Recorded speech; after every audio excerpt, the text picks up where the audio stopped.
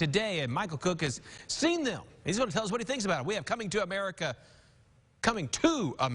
yeah, it's got to say it right, Coming to America, and Raya and the Last Dragon. I kind of want to see both. Let's talk about the first one, which is Coming to America. This is the long-anticipated sequel to the 1988 classic with Eddie Murphy and Arsenio Hall. Now they're back. Eddie Murphy now is the king of his country, Zamunda. He's married to Lisa. They have 3 young daughters. At the beginning of the film, James Earl Jones is the king, who sadly is dying, and Eddie Murphy must take his place as the king. Unfortunately, due to that country's custom, this fictional country's customs, only a male heir can succeed Eddie Murphy's character, so he didn't have a son. All of a sudden, he's told he has a illegitimate son in Queens. So, of course, the entourage, Arsenio Hall, Eddie Murphy, all has to go back to Queens to find his unknown son, who Leslie Jones plays his mother.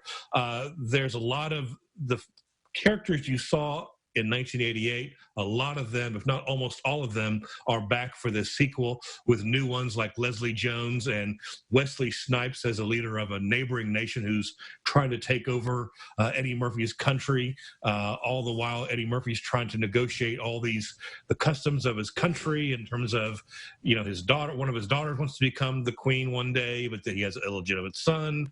All these different plot points kind of swirl around.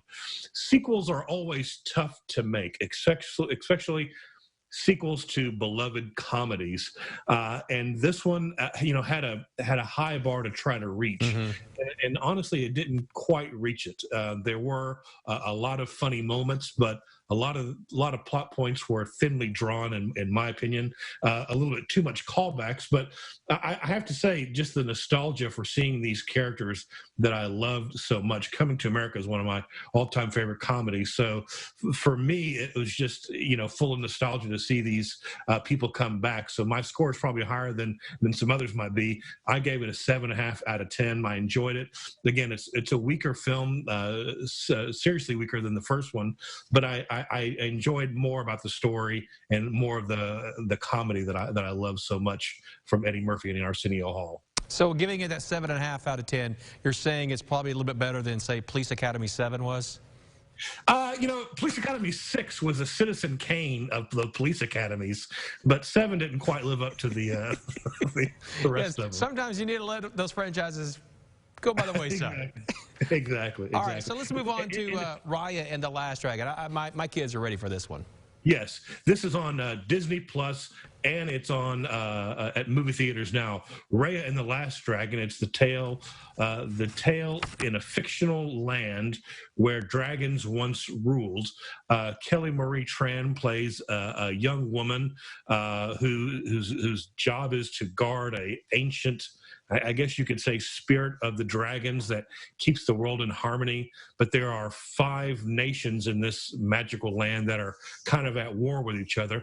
Well, something happens, and the magical stone, I guess the stone, is taken, and she must retrieve it to, frankly, save the world.